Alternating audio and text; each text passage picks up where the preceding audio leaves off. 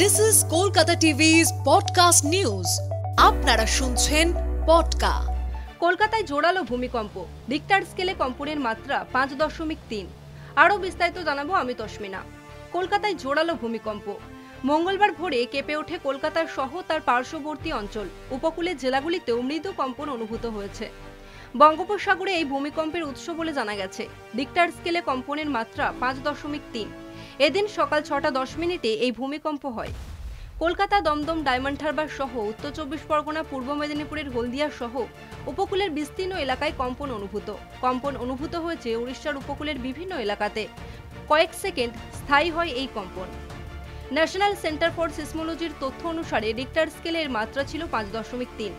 বঙ্গোপসাগরে সমুদ্রপৃষ্ঠ থেকে 91 কিলোমিটার গভীরে এই কম্পনের উৎসস্থল ছিল উড়িষ্যার পারাদ্বীপ থেকে প্রায় 220 কিলোমিটার দূরে। দক্ষিণবঙ্গের বিভিন্ন জেলার পাশাপাশি এই কম্পন অনুভূত হয়েছে বাংলাদেশ এবং উড়িষ্যাতেও। বেশ কয়েকদিন আগেই দিল্লিতে ভূমিকম্প হয়, তারপরেই এদিন সকালে কেঁপে উঠল তিলোত্তমা। গতকালই উত্তরপ্রদেশের গাজিয়াবাদ ও হিমালয় প্রদেশের মান্ডি এলাকায় ভূমিকম্প